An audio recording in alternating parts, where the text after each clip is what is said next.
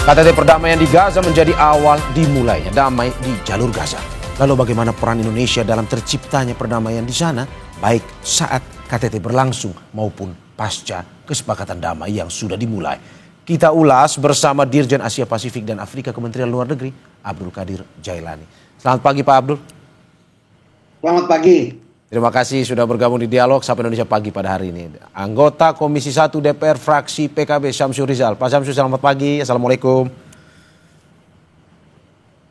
Masih mute sepertinya. Ya, Assalamualaikum warahmatullahi wabarakatuh. Waalaikumsalam. Selamat pagi sudah bergabung. Dialog Sapa Indonesia Pagi. Dan juga bersama saya di studio pengamat geopolitik Timur Tengah yang juga penasihat The Indonesia Society for Middle East Studies atau ISMES, Smith Al-Hadar. Selamat pagi Pak Smith. Selamat pagi. Terima kasih Pak sudah datang bergabung di Dialog Sapa Indonesia. Bapak-bapak, terima kasih. Saya pertamanya ke Pak Dirjen, Pak Abdul Qadir. Sebelum saya memulai pertanyaan kepada Anda Pak, saya ingin mengutip sedikit pidato Presiden Trump kemarin di KTT Mesir. Bersama dengan kita adalah Presiden Prabowo, sosok luar biasa dari Indonesia. Pernyataan langsung Presiden Trump di KTT Mesir. Apa yang bisa kita gambarkan dari pernyataan Trump ini? Anda mau dibilang bahwa ini adalah komitmen Indonesia yang dijalankan secara serius dan dia realisasikan. Menurut saya apa yang disampaikan oleh Presiden Trump itu merupakan ekspresi dan pengakuan dari Presiden Trump atas peran dan kiprah yang dilakukan oleh Indonesia, khususnya oleh Presiden Prabowo dalam mendorong KTT perdamaian di Gaza. Ya. Kita sudah mengetahui bahwa reputasi Indonesia sejak dahulu dalam memperjuangkan kepentingan Palestina sudah cukup tersohor. Peran tersebut tampak semakin menonjol di bawah pemerintahan Presiden Prabowo yang telah berhasil meleverage atau meningkatkan diplomasi Indonesia ke tingkat yang lebih tinggi. Dalam berbagai kesempatan Presiden Prabowo menegaskan kuatnya attachment dan komitmen beliau dalam memperjuangkan kemerdekaan Palestina. Upaya perdamaian ini tentunya bukan langkah mudah dan sederhana, dan saya melihat kiprah diplomasi beliau di forum OIC, BRICS, D8, serta PBB sampai tingkat tertentu berkontribusi atas terwujudnya perdamaian tersebut. Oke, lantas bagaimana dengan setelah kehadiran Presiden kemarin? Di mata internasional seperti apa Indonesia ini dalam rangka mendukung perdamaian global, terutama di jalur Gaza?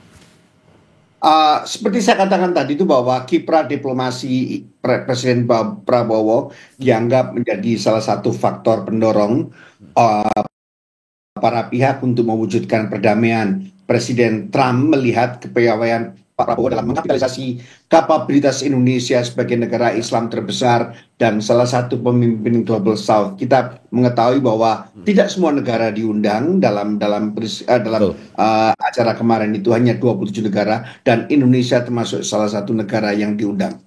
Oke, saya ke Pak Syamsul. Pak Syamsul, bagaimana Anda melihat bahwa ya Presiden Prabowo pada akhirnya merealisasikan itu, komitmen dijalankan, termasuk seperti kata Pak Dirjen tadi, tidak semua yang diundang, Indonesia salah satu yang akhirnya mendapatkan tempat di KTT. Menurut Anda ini sebuah komitmen yang bagus untuk mendukung perdamaian? Komitmen yang bagus dan pengakuan yang luar biasa.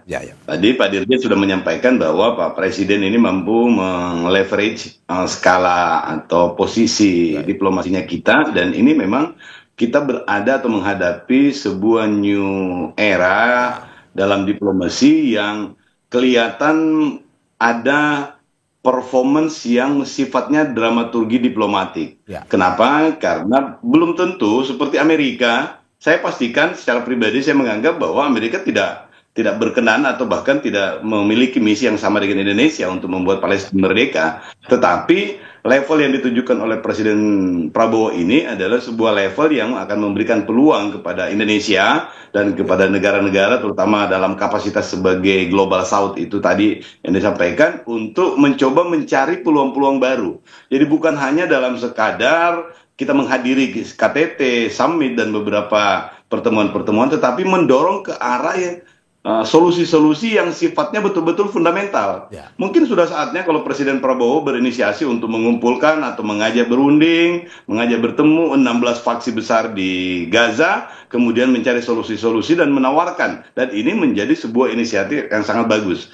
Kenapa saya bilang demikian? Karena Indonesia tidak boleh hanya sekadar ikut partisipatif dalam proses-proses perdamaian di situ, tetapi memunculkan citra baru sebagai seorang dan sebagai sebuah negara yang memiliki kapasitas untuk menjadi leader di Global South. Dan yang kedua yang ingin saya sampaikan itu bahwa Indonesia saat ini memasuki proses yang sifatnya dramaturgi diplomasi ketika Pak Presiden Trump itu menyampaikan sebuah apresiasi very incredible man from Indonesia, strong leader, talk leader, dan macam-macam. Dan kita juga tahu bahwa Indonesia juga pada posisi tertentu itu tidak memiliki bargaining position yang sedemikian kuat seperti yang disampaikan.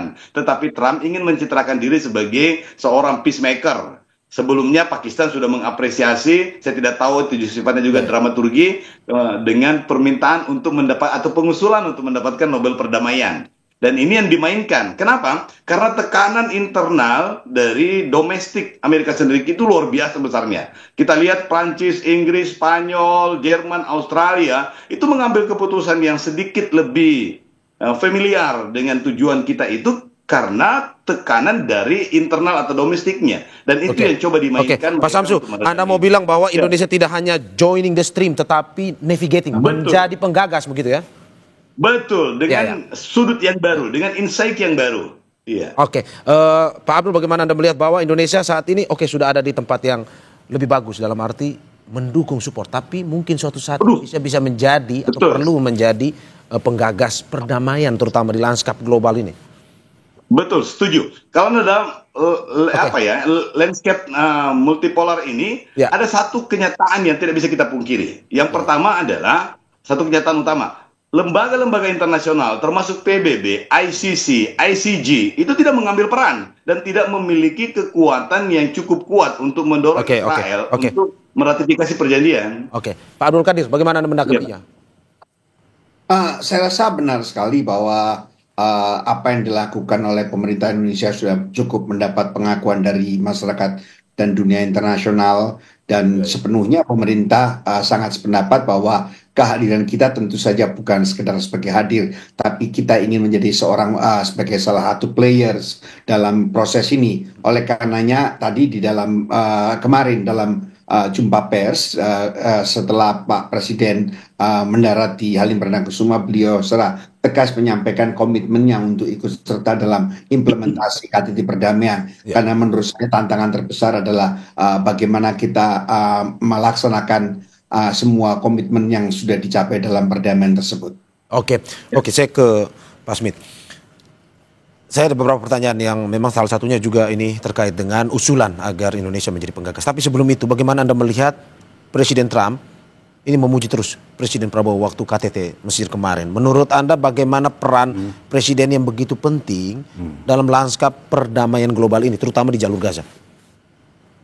Peran Presiden, peran Indonesia, terutama karena kemarin dipuji terus oleh Presiden Trump. Iya, kita mesti lihat gini, posisi Indonesia. Indonesia ini adalah negara Islam terbesar di dunia, non-Arab dan kekuatan menengah di dunia Islam. Dia juga merupakan anggota OKI dan salah satu pemimpin Global South, dunia Selatan gitu. Nah, jadi posisi Indonesia di dalam menggulirkan proses perdamaian itu dilihat dalam hal memberi legitimasi kepada dunia Islam dan Arab yang maju berunding dengan Trump ketika di sidang umum majelis umum PBB gitu, tanggal 23 September di New York gitu. Nah, jadi di dalam hal ini peran Indonesia itu penting dalam hal dukungan dia kepada proses perdamaian. Dan Israel itu lebih berhitung Indonesia daripada negara-negara Islam yang lain. Gitu. Karena kalau Indonesia ini kemudian mengakui Israel, kalau perdamaian terjadi, itu akan terjadi politik domino. Gitu. Jadi negara-negara di luar Timur Tengah itu akan ikut mendukung. Berarti Anda mau bilang suara Indonesia ini sangat diperhitungkan sekali ya?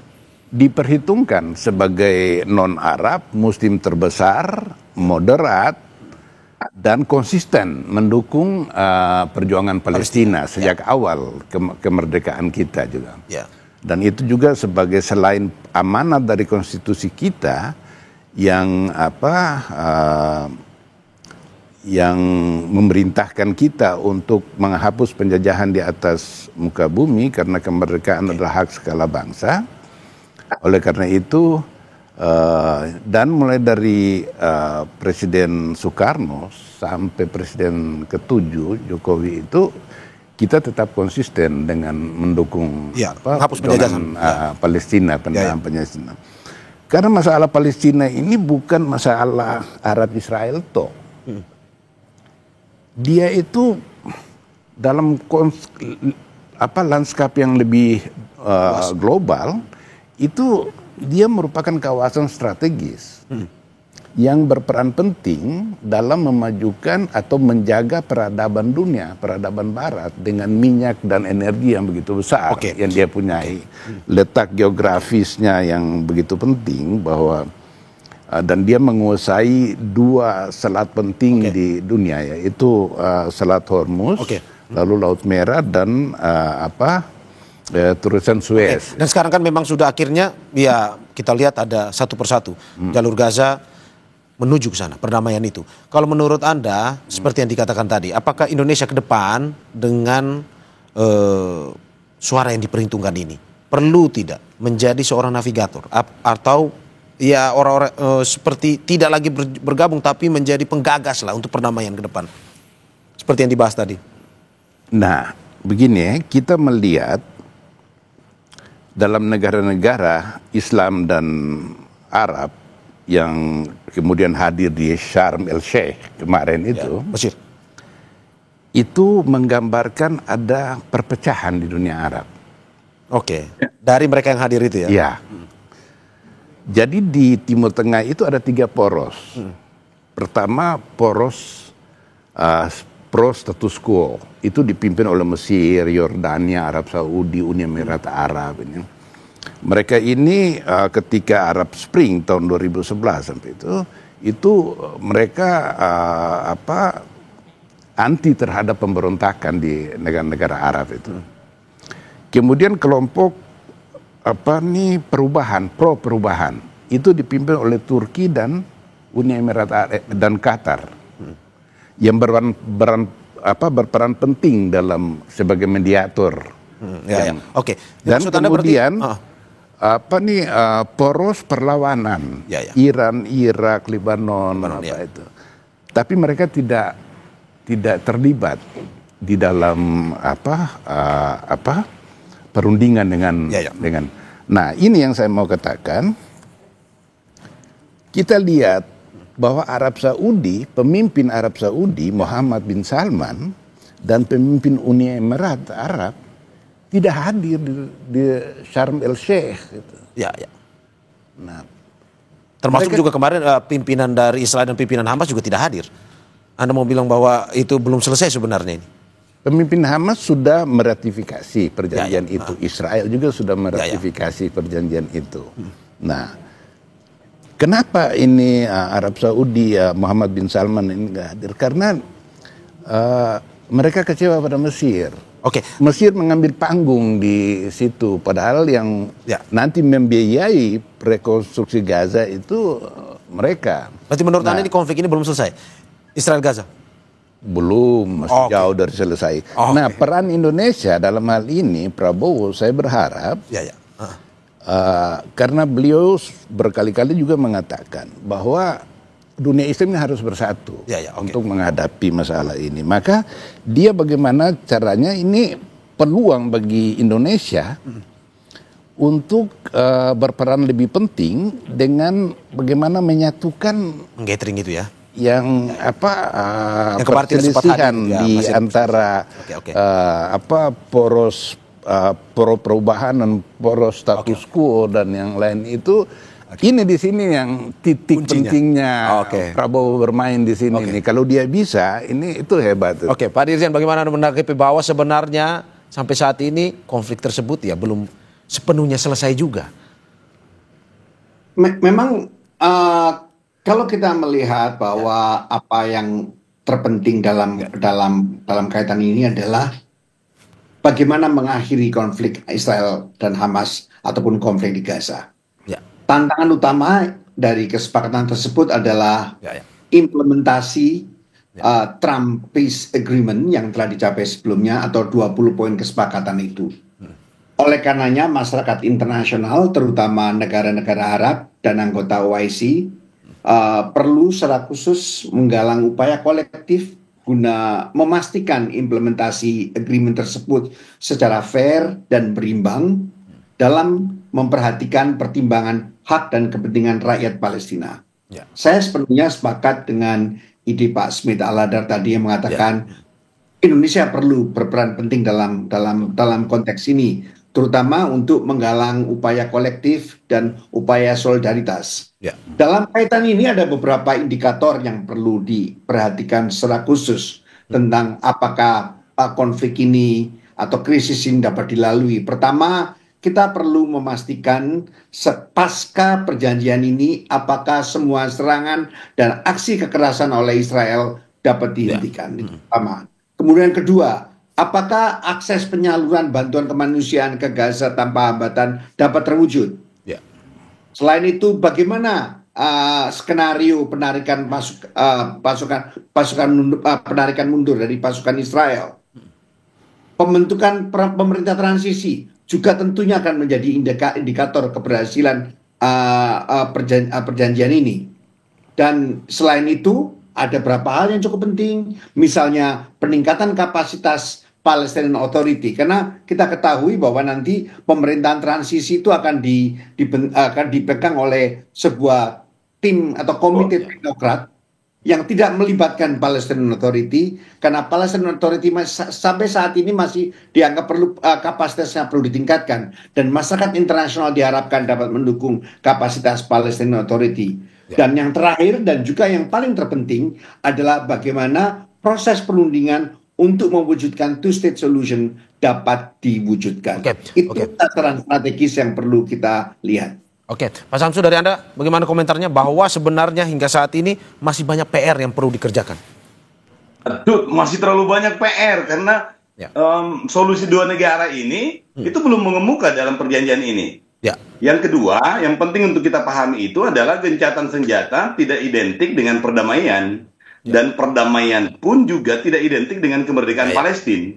Tujuan kita itu adalah Palestina merdeka. Jadi proses-proses yang berkaitan dengan Palestina merdeka ini mesti kita cermati dan tidak boleh larut dalam konsep yang ditawarkan oleh Trump, walaupun itu merupakan angin segar karena memberikan harapan untuk perdamaian.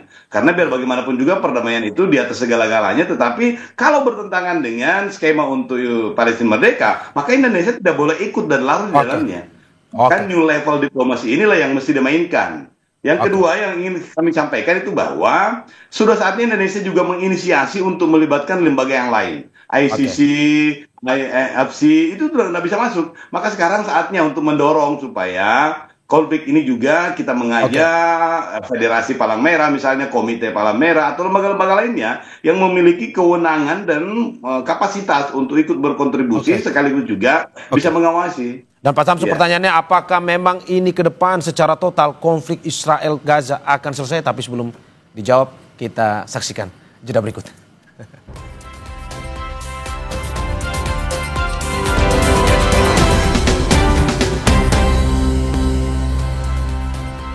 Terima kasih masih di Sapa Indonesia Pagi, saudara. Sebelum kita kembali ke dialog kita, ada informasi bahwa warga Gaza sangat bergembira pasca gencatan senjata. Rekaman drone menunjukkan kerumunan besar menyambut warga Palestina yang dibebaskan di rumah sakit Nasser di Gaza.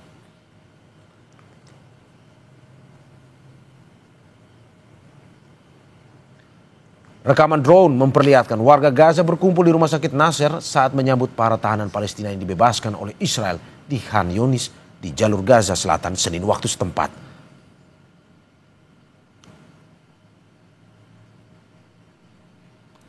Para tahanan Palestina yang dibebaskan menaiki bus yang disambut oleh ribuan warga sebagai bagian dari kesepakatan gencatan senjata yang ditengahi oleh Amerika Serikat. Sebanyak 2.000 tahanan Palestina dibebaskan sebagaimana perjanjian yang dibuat Israel dengan Hamas saat gencatan senjata dilakukan.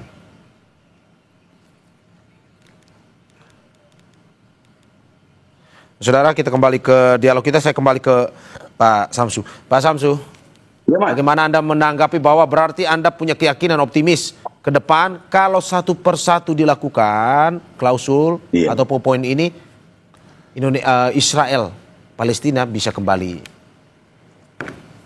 ya, pasti kita tetap harus optimis bahwa kemerdekaan Palestina itu adalah tujuan yang mesti kita selalu internalisasi. Tetapi saya ingin mengatakan bahwa dalam proses perjuangan untuk memerdekakan Palestina itu, kita juga butuh panggung lain dan tujuan-tujuan lain yang memungkinkan untuk kita bisa produktif dan tetap bisa menjaga level yang selama ini sudah berhasil kita raih. Saya ingin menyampaikan bahwa Pak Dirjen juga bahwa kita di Kementerian Luar Negeri ada badan baru, Badan Kebijakan Strategis Luar Negeri yang memungkinkan untuk merumuskan kebijakan-kebijakan yang berkesesuaian dengan tujuan-tujuannya kita. Dalam posisi ini, saya ingin menyampaikan bahwa Indonesia mesti memanfaatkan pada new level diplomasinya kita ini untuk membuat Indonesia menjadi lebih produktif.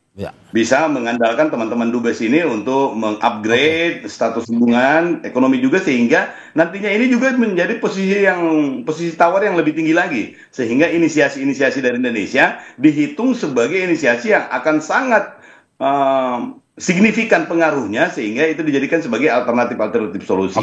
Oke. Saya ke Pak Smith. Pak Smith, bahwa optimis satu sisi bahwa perdamaian ini akan terlaksana. Tapi bagaimana Anda melihat bahwa ada beberapa poin-poin atau klausul yang sampai saat ini masih menjadi keberatan. Yang pertama, Hamas keberatan dengan klausul mereka harus meletakkan senjata secara total dan menyerahkan kekuasaan kepada otoritas Palestina. Kedua, Israel hanya menarik mundur pasukan dari 40% wilayah Gaza, bukan dari semua wilayah. Bagaimana menurut Anda? Iya, ini ini merupakan rintangan paling besar di tahap kedua dan tahap ketiga, karena Hamas tidak mau melucuti senjatanya. Jadi dalam kesepakatan itu nanti akan dirundingkan. Israel menuntut disarmament dan demilitarisasi, dan menuntut Hamas memberikan peta terowongannya itu Israel. Hamas menolak. Nah, itu jaringan terowongan Hamas di Gaza itu 500 km panjangnya. Itu sebabnya Israel nggak bisa kalahkan dalam 2 tahun perang dengan Hamas. Dia nggak bisa kalahkan. Nah, ini akan menjadi alasan Israel, karena bagaimanapun kita punya rekam jejak bahwa Israel ini nggak konsisten pada janji-janji yang sudah dia buat. Nah, sehingga ini berpotensi juga dia langgar ini. Kalau berpotensi dilanggar oleh Israel. Iya, dilanggar. Kemarin itu Israel membunuh warga Palestina 5 orang di Gaza Utara dengan alasan membahayakan tentara Israel. Padahal ini pengungsi mau pulang ke rumah mereka di utara.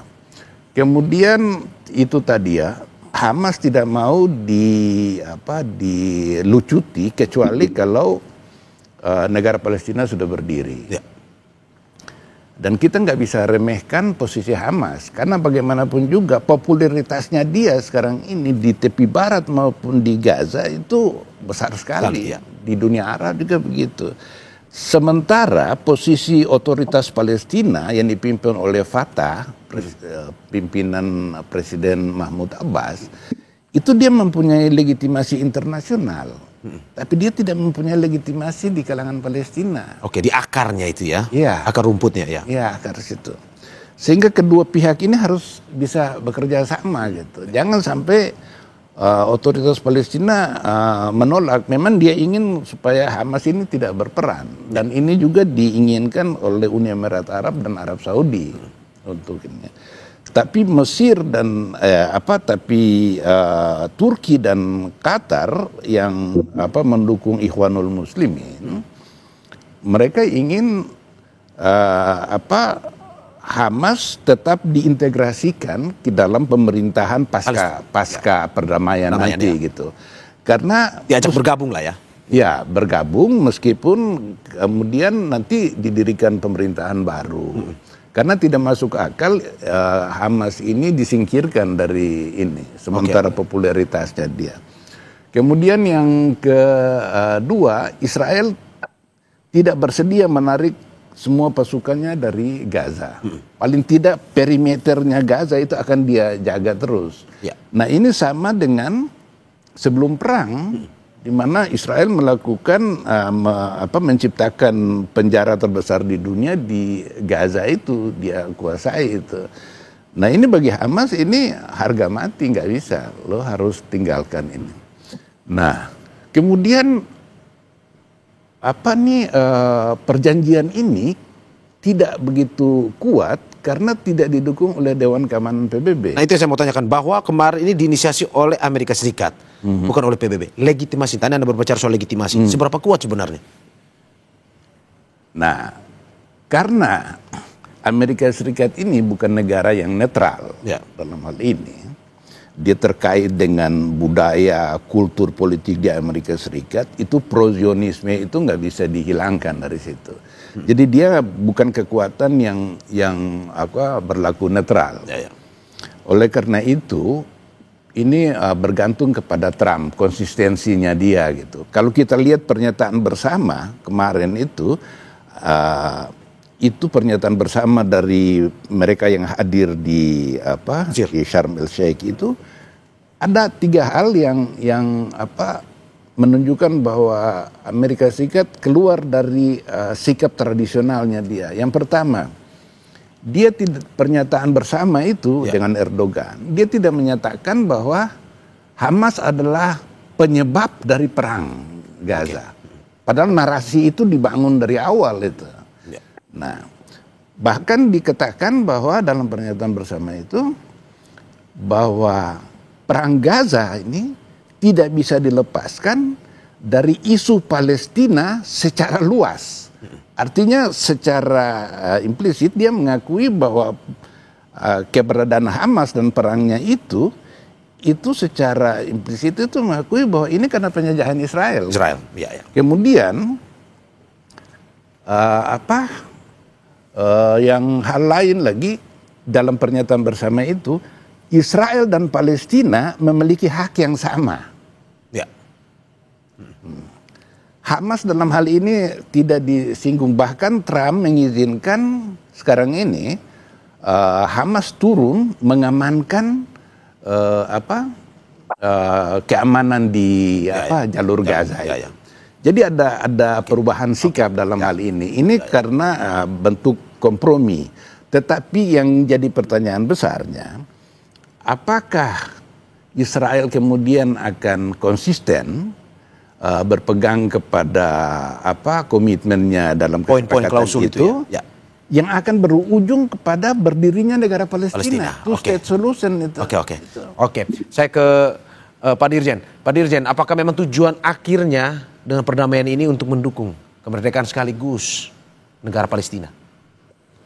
Jelas bahwa sasaran utama ataupun tujuan strategis untuk membentuk perdamaian ini adalah mencapai perdamaian di Timur Tengah, karena kita ketahui bahwa isu Palestina merupakan isu utama yang menjadi ganjalan dalam upaya masyarakat internasional untuk menjaga perdamaian dan keamanan di Timur Tengah. Tantangan utama yang kita hadapi, tadi saya sudah tekankan beberapa kali, adalah bagaimana kita menjamin adanya implementasi kesepakatan poin-poin yang perdamaian tersebut secara fair, adil, dan tetap mempertimbangkan hak dan kepentingan rakyat Palestina. Sekali lagi, implementasi yang terpenting. Indonesia di sini perlu berperan lebih aktif dalam menggalang solidaritas masyarakat internasional untuk menjamin implementasi agreement tersebut.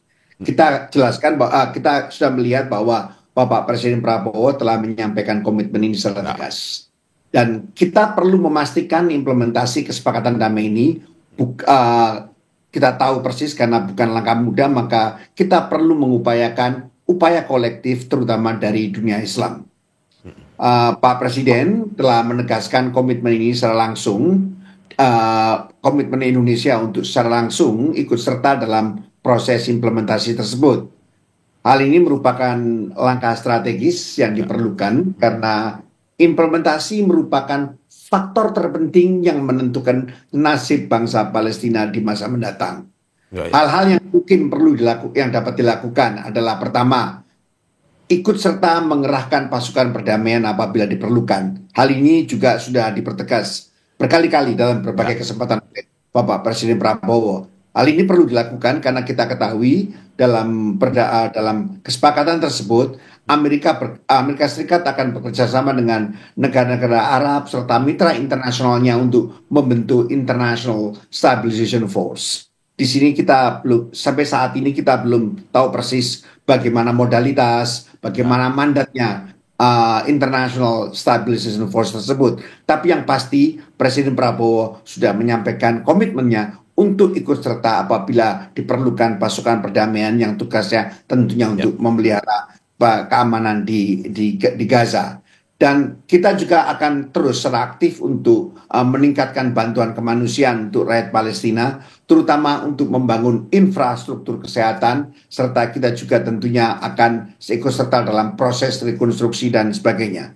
Dan yang terakhir adalah bagaimana mendorong terwujudnya kemerdekaan rakyat Palestina, dan tentunya itu memerlukan beberapa kondisi mutlak. Tadi sudah disebutkan kondisi utama yang kita lihat adalah bagaimana realisasi penarikan mundur pasukan Israel sampai di kawasan buffer zone. Kita mengetahui bahwa penarikan mundur ini tidak serta-merta, ada tahapannya yang cukup pelik dalam perjanjian. Dan kemudian selanjutnya mengenai rencana pembentukan pemerintahan transisi sementara. Kita ketahui bahwa nanti Gaza akan dikontrol atau dikelola oleh sebuah komite Palestina yang terdiri dari kalangan teknokrat dan sifatnya apolitis, dan akan diawasi oleh Court of Peace yang dipimpin langsung oleh Donald Trump. Saya ke Pak Samsu, terakhir singkat saja Pak Samsu, apa yang harus di Indonesia lakukan ke depan untuk mewujudkan nyatakan ini? Pak Samsu? Oke, sepertinya ada permasalahan komunikasi. Pak Smith, terakhir singkat saja, apa yang harus Indonesia lakukan? Tadi kalau kata Pak Dirjen, waktu demi waktu, kita harus sabar bahwa perjanjian ini tahap demi tahap juga. Iya. Singkat saja. Iya, singkatnya itu kita tetap fokus terhadap masalah ini, karena masalah ini sangat berat dan peran Indonesia dalam hal ini agak cukup penting. Sehingga proaktif itu harus dilakukan terus-menerus agar komitmen-komitmen dari dua belah pihak itu betul-betul diimplementasikan secara adil dan jujur. Oke, terima kasih, dan kita harapkan apa yang menjadi komitmen Indonesia ini bisa direalisasikan dan tujuannya untuk perdamaian global. Terima kasih Dirjen Asia Pasifik dan Afrika Kementerian Luar Negeri Abdul Qadir Jailani, anggota Komisi 1 DPR fraksi PKB Syamsu Rizal, dan juga pengamat geopolitik Timur Tengah Smith Al-Hadar. Terima kasih. Bapak-bapak sehat-sehat selalu. Assalamualaikum. Terima kasih. Saudara, jangan kemana-mana karena Sapa Indonesia